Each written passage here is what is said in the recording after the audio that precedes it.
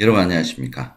2024년 생명보험이란 무엇인가? 모집인 등록시험 5월 실전 문제풀이 과정 여러분과 함께 해보도록 하겠습니다. 자, 1번 문제부터 한번 살펴보도록 하겠습니다. 우리나라의 생명보험 역사에 대한 설명 중 맞는 것은, 맞는 거 찾는 거네요. 2021년 조선생명보험 주식회사를 설립하면서 우리나라의 생명보험이 도입이 시작되었다. 자, 도입이 시작된 것은 조선생명보험 주식회사의 설립과는 관계가 없죠. 강화도 조약과 관련이 있습니다. 정답은 2번이네요. 1970년대 생명보험 산업의 발전으로 보험시장도 개인보험 위주로 전환이 되었다. 자, 1970년 반드시 기억을 해 주셔야 될 내용입니다. 3번 문제 보겠습니다. 3번 보기죠. 2003년을 보험의 해로 지정하면서 생명보험회사의 자산규모와 수익보험료가 대폭 증가하였다. 자, 보험의 해로 지정한 해는 2003년이 아니라 1977년이었죠. 자, 이렇게 각 연대별로 자, 어떤 역사의 변화가 있었는지 하는 것은 시험 문제 굉장히 자주 출제가 되는 부분입니다. 반드시 기억을 해 두셔야 되는 부분이죠. 2번 문제 보겠습니다. 다음 보기에서 설명하는 사회보장제도는 무엇인가? 보기의 내용 먼저 한번 살펴보죠. 국가 및 지방자치단체의 책임하에 생활유지 능력이 없거나 생활이 어려운 국민의 최저생활을 보장하는 것을 말한다. 자, 여기 가장 키워드는 뭡니까? 국가 및 지방자치단체의 책임하에. 자, 이게 바로 키워드죠. 정답은 공공부조에 대한 설명입니다. 자, 이 문제는 그렇게 자주 출제가 되는 문제는 아니지만 한 번씩 그 개념을 물어보는 문제는 출제가 되고 있다는 점 기억을 해 두시기 바랍니다. 3번 문제 보겠습니다. 다음 중 잉여소득이 발생하는 생애 주기는, 자, 요거 재무설계에서 나오는 내용이죠. 잉여소득이 가장 많이 발생하는 시기는 바로 중년기. 정답은 2번이 되겠습니다. 노년기에는 지출이 더 많은 거죠. 신혼기도 마찬가지입니다. 그래서 중년기 잉여소득을 노년기나 신혼기로 이유를 해야 된다라고 하는 내용이 바로 재무설계의 생애주기 가장 큰 핵심이 되겠습니다.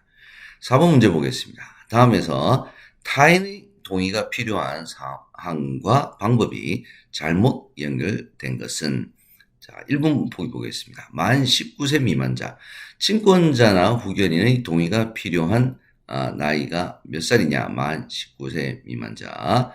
맞죠. 2번, 타인의 사망을 보험사고로 하는 보험계약에서는 반드시 피보험자의 서면 동의가 필요합니다. 3번, 보험수익자의 보험금 청구에는 그 누구의 동의도 필요가 없습니다. 보험계약자의 동의가 필요하다라고 했으니까 잘못 연결된 내용이 되겠습니다. 정답은 3번이 되겠죠. 자, 5번 문제 보겠습니다. 다음 중 제1회 보험료를 받은 후에 청약의 승낙 및 거절, 청약의 승낙 및 거절에 대한 내용이네요. 설명으로 틀린 것은 1번, 무진단 계약은 제1회 보험료를 받은 경우 청약일로부터 30일 이내에 청약에 대한 승낙 또는 거절을 해야 합니다. 1번은 맞는 내용이 되겠네요. 2번, 자, 진단계약은 진단일, 재진단 경우에는 최종 진단일이죠. 15일 이내에 승낙 또는 거절을 해야 된다. 진단계약 역시 승낙 또는 거절은 15일 이내가 아니라 30일 이내가 되겠죠. 틀린 정답은 2번입니다. 3번 문제 보겠습니다. 3번 보기죠. 보험회사가 제1회 보험료를 받고 30일 이내에 이를 통지하지 않은 경우에는 거절된 것으로 보는 것이 아니라 승낙된 것으로 본다. 맞는 내용이 되겠습니다. 다음 6번 문제 보겠습니다. 다음 보기의 괄호 안에 알맞은 말은 무엇입니까? 자, 괄호를 피보험자로 하여 사망을 보험금 지급 사유로 한 계약은 무효이다. 자, 만 15세 미만자, 심신 상실자, 심신박약자 다 무효죠. 다만 심신박약자가 계약을 체결하거나 소속 단체의 규약에 따라 단체 보험의 피보험자가 되는 경우에는 유효하죠. 정답은 심신박약자가 되겠습니다. 7번 문제 보겠습니다. 다음 중 계약 전 알릴 의무 위반이 있더라도 보험회사가 계약을 해지할 수 없는 경우, 자, 어떤 경우인지 한번 보겠습니다. 1번, 보험설계사가 보험계약자 또는 피보험자에게 사실대로 고지할 기회를 주지 않은 경우에는 계약을 해지할 수 없죠. 2번, 회사가 계약전 알릴 의무 위반 사실 안날로부터 15일이 경과되지 않은 경우. 자, 회사가 계약전 알릴 의무 위반 사실 안날로부터 얼마입니까? 30일, 한 달. 한 달이 경과되지 않은 경우에는 해약을 할 수가 있죠. 그래서 해약을 할 수 없는 경우에 해당되는 것은 정답은 일단 1번이 될 것 같고요. 3번 보기 보겠습니다. 보상개시일로부터 보험금 지급 사유가 발생하지 않고 1년이 경과를 한 경우에 1년 이내에는 해지할 수 있죠. 그래서 해지할 수 없는 경우는 앞서 말씀드린 것처럼 정답은 1번이 되겠습니다. 문제 8번 보겠습니다. 다음 중 부당한 계약 전환으로 인한 부활에 대한 설명으로 틀린 것 찾아보겠습니다. 1번, 보험계약자는 기존 보험계약이 소멸한 날로부터 6개월 이내에 소멸계약의 부활을 청구할 수 있습니다. 6개월 맞죠? 2번, 보험계약의 부활 청구를 받은 보험회사는 특별한 사유가 없는 한 소멸한 보험계약의 부활을 승낙을 해야 합니다. 3번, 새로운 보험계약이란 기존 보험계약과 피보험자가 동일한 계약을 말하는데 보험 수익자가 동일한 계약을 말한다. 그랬으니까 3번이 틀린 지문이 되겠습니다. 정답은 3번이죠. 9번 문제 보겠습니다. 다음에서 체감성 위험에 적용하는 보험계약 인수 방법은 무엇입니까? 요거 한 번씩 출제가 되고 있는 부분입니다. 바로 보험금 삭감. 정답은 1번이 되겠습니다. 문제 10번 보겠습니다. 다음에서 보험범죄신고센터를 설치하여 운영기간에 해당하는 것, 하지 않는 것, 요것이 문제 자주 출제가 되죠. 1번 금융감독원, 2번 보험회사, 3번 예금보험공사. 자, 보험범죄신고센터를 설치하여 운영하는 기관은 금융감독원과 보험회사가 되겠죠. 예금보험공사와는 관련이 없습니다. 정답은 3번이죠. 11번 보겠습니다. 다음 중 보험을 모집할 수 있는 자에 대한 설명으로 맞는 것 찾아보겠습니다. 1번, 보험회사의 홍보직원, 보험을 모집할 수 있죠. 보험회사의 직원, 보험을 모집할 수 있습니다. 2번, 보험회사를 위하여 보험계약의 체계를 대리하는 자는 모집할 수 없다.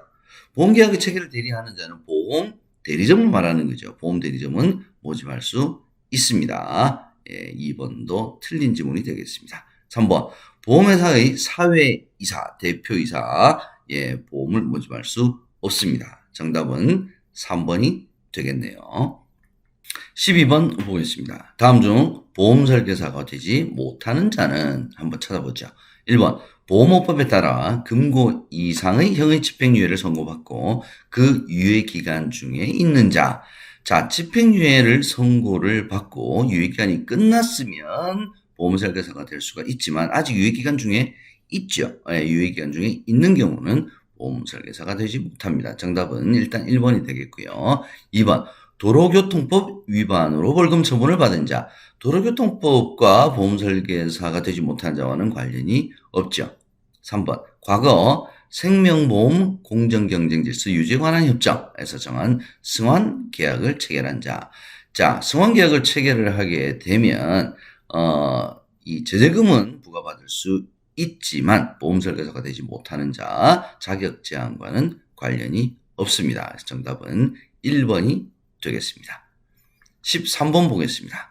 다음 중 보험설계사의 등록 취소 및 영업 정지에 대한 설명으로 틀린 거 한번 찾아보죠. 1번, 금융위원회가 보험설계사에 대해 등록을 취소하거나 영업 정지를 명하기 위해서는 사전에 청문을 실시해야 된다. 이거 아주 출제가 자주 되는 지문입니다. 맞죠? 청문을 실시해야 합니다. 2번, 보험업법에 따라 과태료 처분을 1회 이상 받은 경우 6개월 이내의 영업 정지를 명할 수 있다. 자, 1회 이상이냐, 2회 이상이냐. 얘가 키워드죠. 1회가 아니라 2회가 되겠습니다. 그래서 틀린 설명은 일단 2번이고요. 3번, 보험업법에 따라 업무 정지 처분을 2회 이상 받은 경우에는 등록 취소 사유에 해당이 됩니다. 정답은 2번입니다.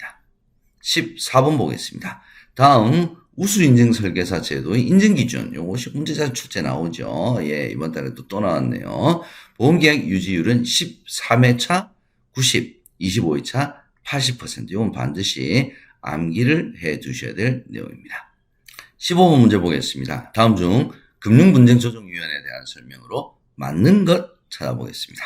1번 금융위원회에서 금융 관련 분쟁의 조정에 관한 사항을 심의 의결하기 위하여 운영하고 있다. 자, 이 질문 자주 출제가 되는 부분이죠. 금융분쟁조정위원회는 금융위원회에서 운영하는 것이 아니라 금융감독원에서 운영을 하죠. 그래서 1번 일단 틀렸고요. 2번 분쟁조정의 신청이 이미 법원에 제소된 사건은 분쟁조정위원회에 회부하지 않을 수 있습니다. 왜냐?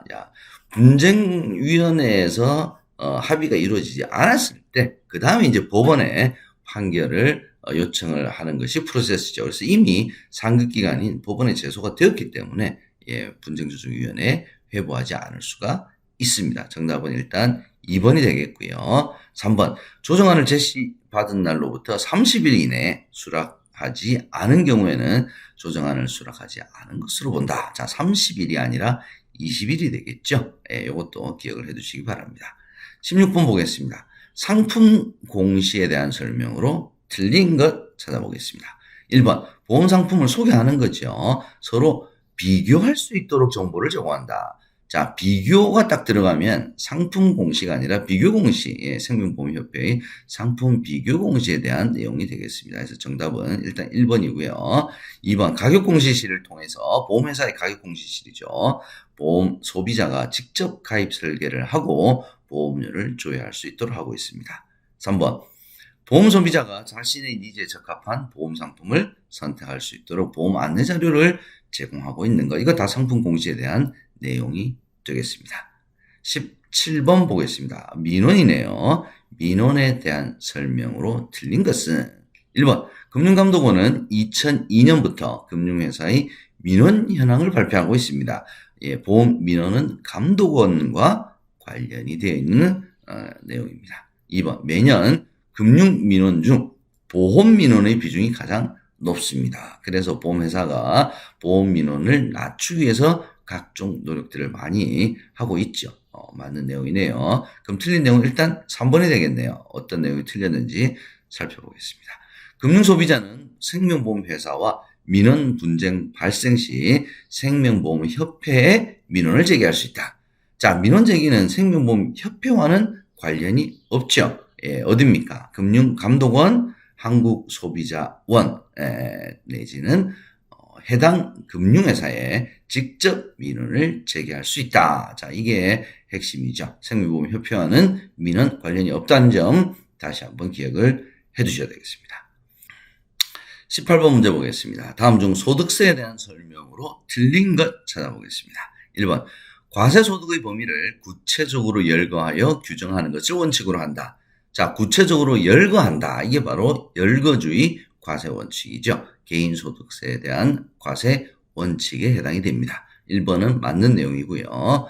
2번 소득세의 과세 방법은 종합과세를 기본으로 하고 있죠. 특별한 경우에 분류과세 및 분리과세를 적용을 하고 있습니다. 그래서 2번도 일단 맞는 내용이네요. 그러면 정답은 일단 3번이 되겠네요. 자, 분리과세를 원칙으로 하되, 이거 벌써 제가 조금 전에 말씀드린 내용이죠. 분리과세를 원칙으로 하는 것이 아니라 종합과세를 원칙으로 합니다. 퇴직소득 및 양도소득은 분류과세한다. 요거는 맞는 내용이 되겠네요.